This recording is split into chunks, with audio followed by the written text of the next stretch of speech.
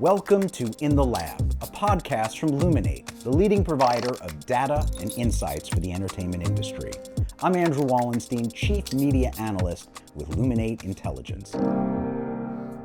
A bit of TV industry lingo that would seem to be getting more obsolete by the day is the lead-in.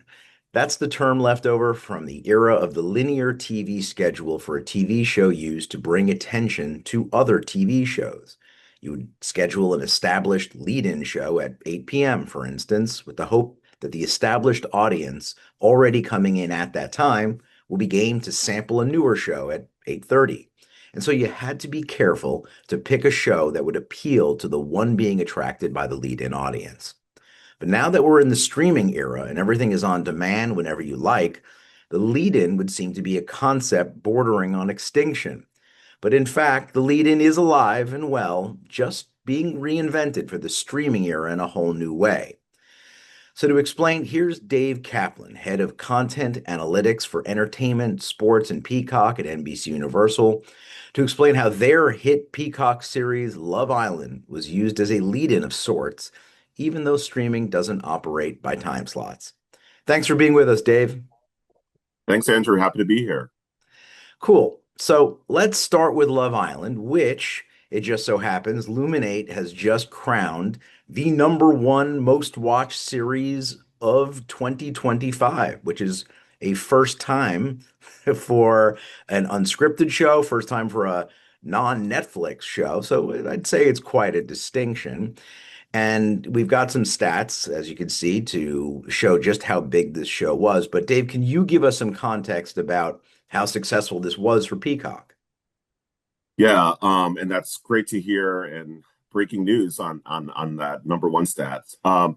Yeah, look, by all accounts, I think this was one of our unprecedented successes that we've really ever seen. This title in particular started, pretty strong, when we brought it on to Peacock a couple of years ago, but it just kind of really broke through this past summer. It was for the entire summer, and there's lots of different ways to sort of measure success, of course, but versus, really anything that we've done historically, it was top of the pack versus the landscape as a whole. We saw the, consistent sort of record-setting, most streamed weeks when it was on. We saw a record number of days of viewing the content because this was a 6-day-a-week title, and we have never seen our audiences come back with such frequency to the platform. And it was just really sort of a significant sort of driver of viewership from really every account. And then just the sheer sort of social volume, which in many ways helped to drive the success of the show. We saw billions of impressions, outside of Peacock with this title, with clips and memes and just sharing of the content that we think ultimately helped to sort of continue to drive that viewership up as the season progressed and really sort of helped to build the audience as time went on. But yeah, it was just a sort of resounding success by all accounts. So, the first rule of programming is when you get that lightning in the bottle, then you've got to know what to do with it. So how do you decide to harness the halo effect, especially when there's so many different properties at NBCU you could use to shine some light on other things? Yeah, it's a great question. I mean, I think we knew we had a very large scale show with Love Island USA. We knew in particular that it was appealing to a high scale amount of younger audiences. So really our sort of goal kind of started there is, what else in our portfolio do we think would benefit from this mass injection of young audiences? So I think it was a combination of being very intentional in identifying a particular property or a particular show that we think we could drive a lot of audience into. But there was also a recognition that this show just brought in such a diverse audience as well, especially as the summer progressed. It's interesting because it sort of was like a sporting event in a lot of ways, in the sense that, you're bringing in audiences of sort of all kinds because it was this just sort of immensely popular title that, friends were talking to friends about. So in the beginning, we saw that kind of core reality viewer start the show. But then as time went on, we started seeing an injection of predominantly scripted audiences. So viewers that would normally be drawn to scripted shows were watching Love Island. We saw sports audiences watching. So these are typically viewers that don't really spend as much time with entertainment content. And they were coming in for Love Island as the season went on. So we knew that we actually had quite a mass audience to work with. And the goal was really to sort of move them into the right content for them. To start, though, I think the goal was to sort of identify what we have on platform. And the goal in so many ways for us, especially as the new sort of NBC Universal, which kind of kicked off, in the last number of months. We have a very condensed portfolio, but a really critical portfolio of assets that we're trying to kind of create this really virtuous cycle. And we're trying to move and cross-pollinate audiences sort of within that, because the goal is to ultimately get viewers to spend as much time as possible with us.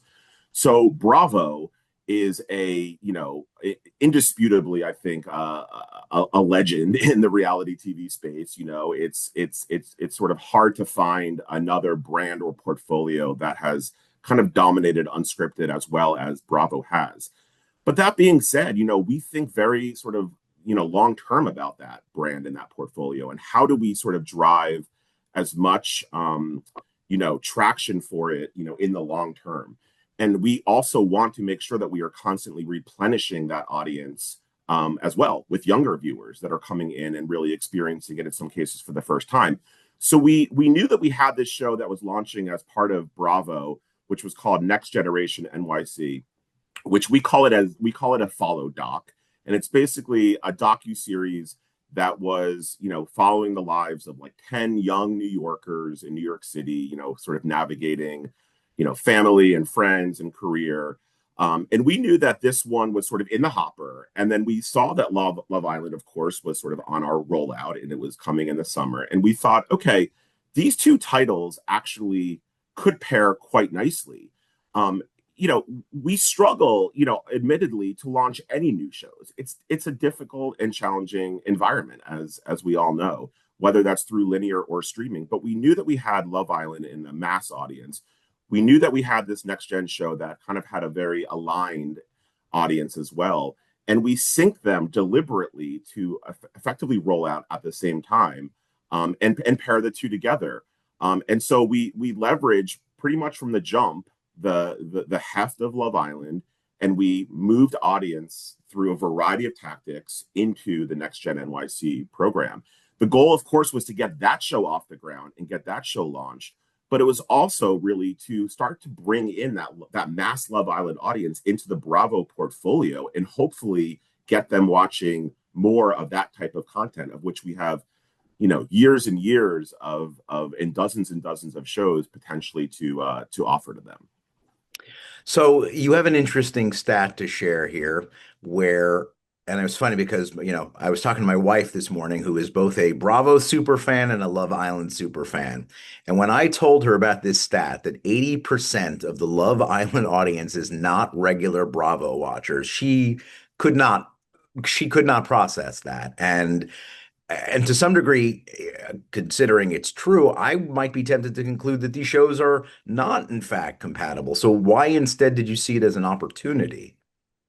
Yeah, look, I mean, I think the reality is that Bravo has sort of found its foothold largely as originally a linear brand. Our average age of Bravo audiences on linear is in the mid to upper 50s, right? So these are viewers that have been watching and have a relationship with the brand for many, many years. It's not to say that younger audiences haven't necessarily watched Bravo, because we see a breadth of demographics watching Bravo. But there just hasn't been necessarily, especially for this streaming first younger audience that didn't really grow up in the same way with linear television and watching sort of day and date. They just haven't necessarily had the opportunity to be exposed to Bravo quite as much.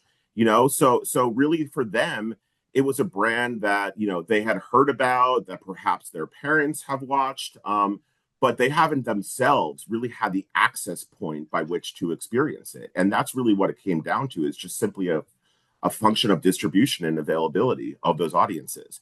So what we found is that, by bringing them in through a title that they immediately sort of had resonance with, which was Love Island, and then flowing them and introducing them into the Bravo brand in the same, in the same platform, in the same effective location as they're watching their favorite title. It really sort of offered them this sort of new mix of content and shows that they wouldn't have otherwise been able to watch. So now, of course, when I was talking about the lead-in earlier, I would, in the old days, it would be Love Island's on at 8 and Next Gen NYC's on at 8:30.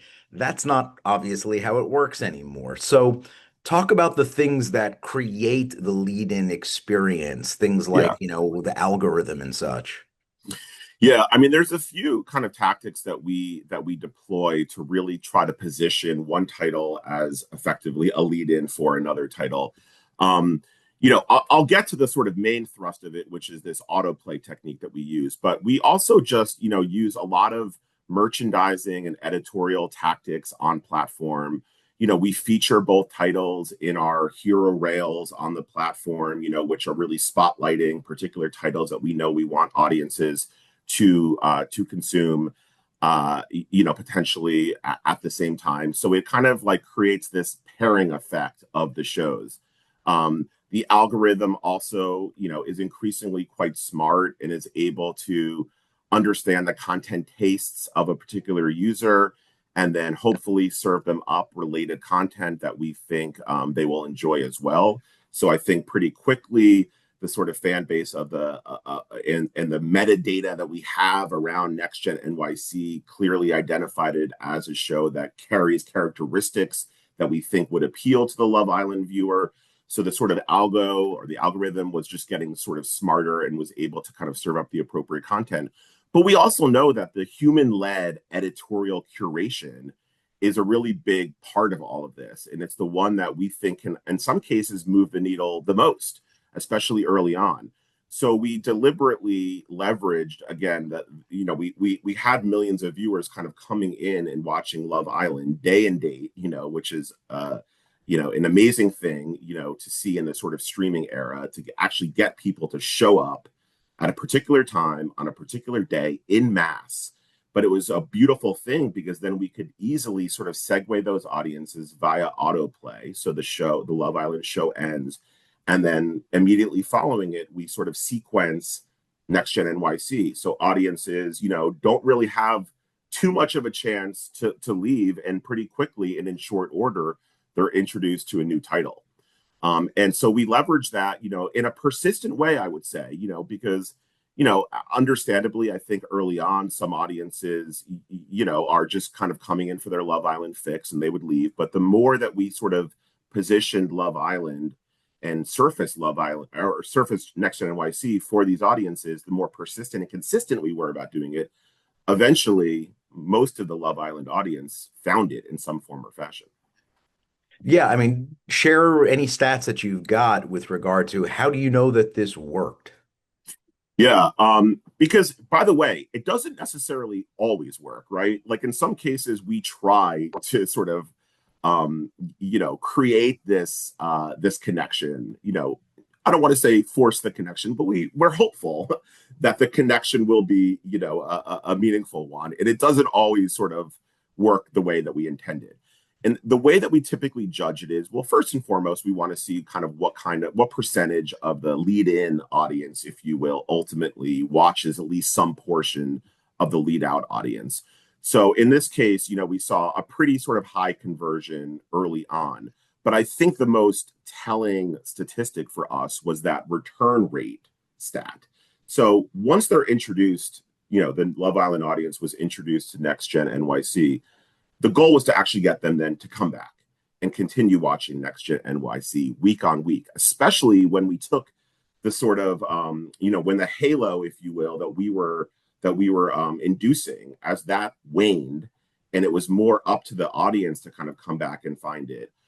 We wanted to measure what that was. And Next Gen NYC, I should say, was of all the instances in which we've done this tactic of autoplay, it was one of the clearest indications that audiences were really kind of sticking with the show. And we saw this, pronounced endurance.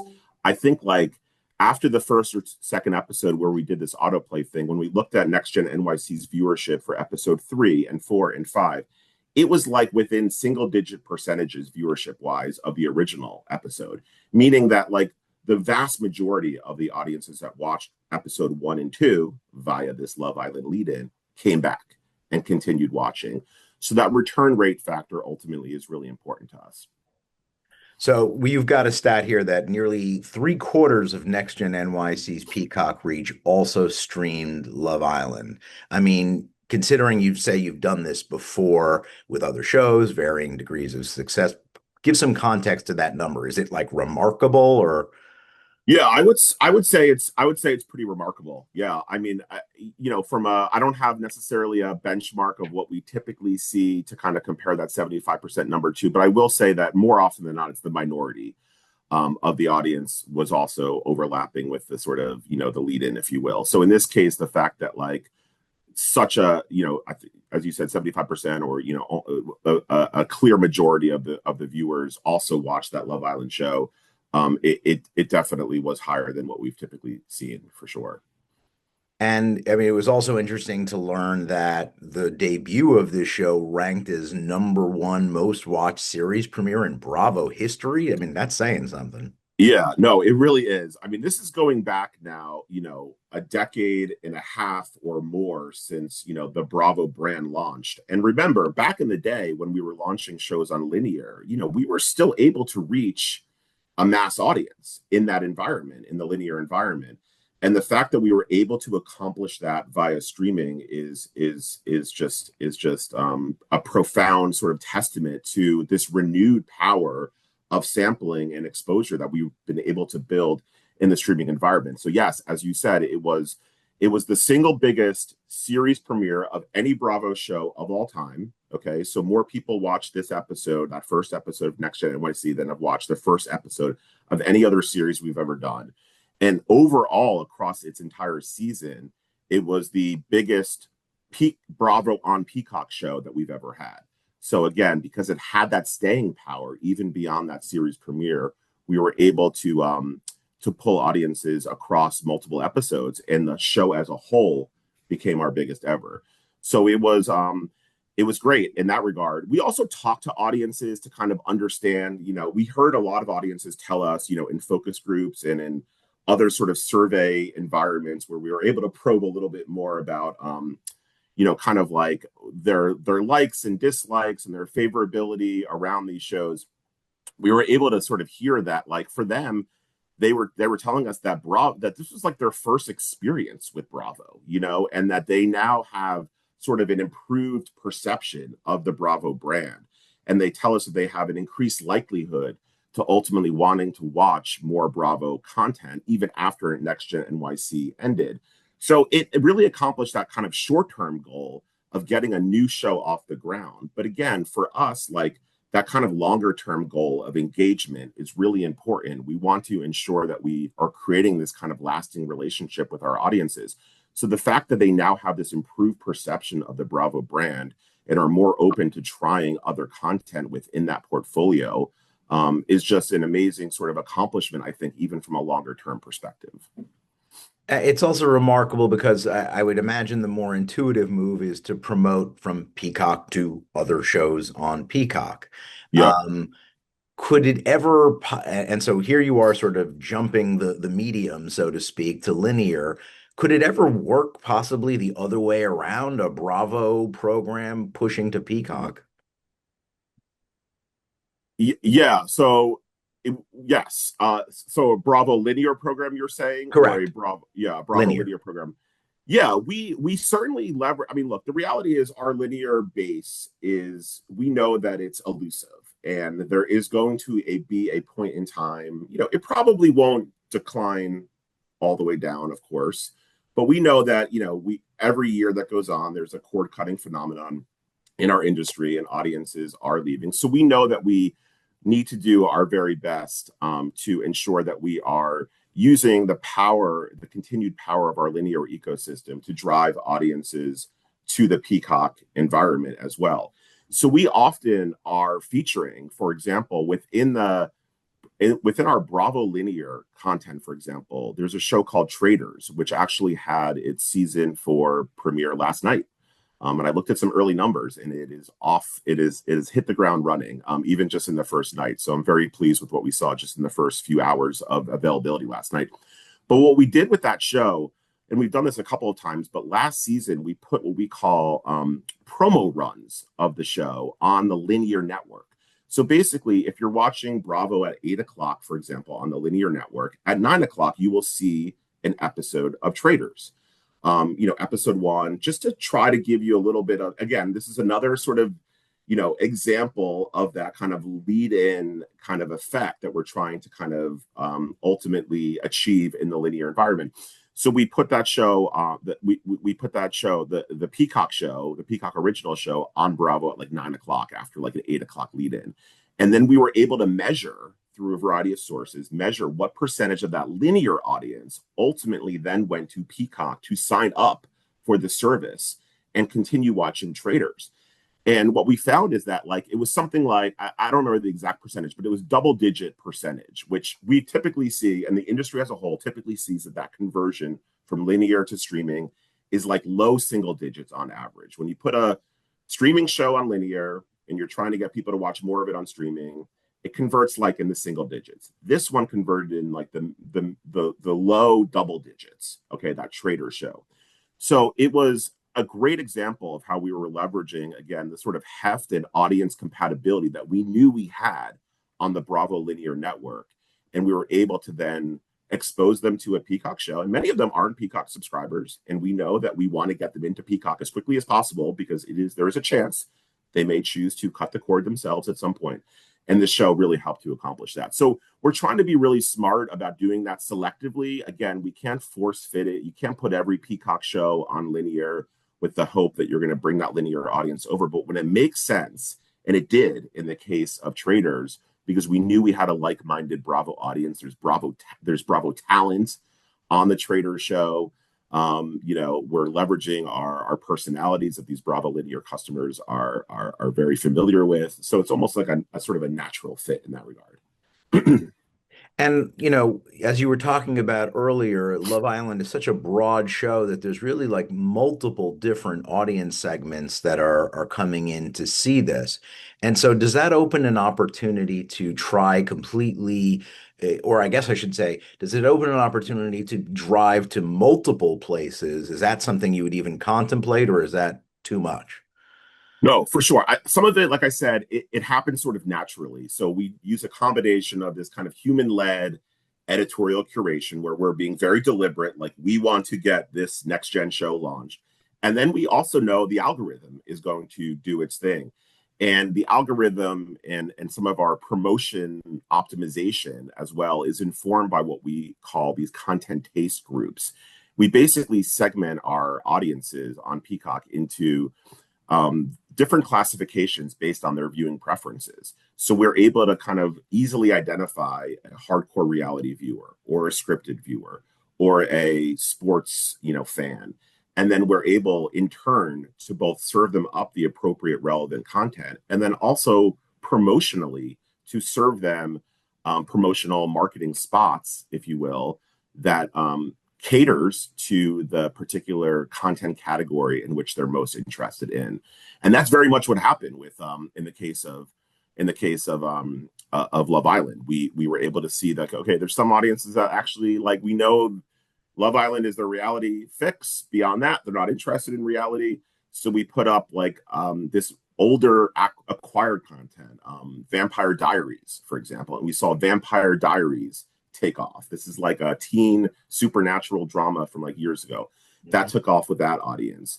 We were also able to put Destination X, which was a new NBC reality show, NBC Next Day reality show, which was launching at the same time as well as Love Island. It didn't get quite the halo that Next Gen NYC did for Bravo, but we actually casted in Destination X. This is a travel competition show on NBC.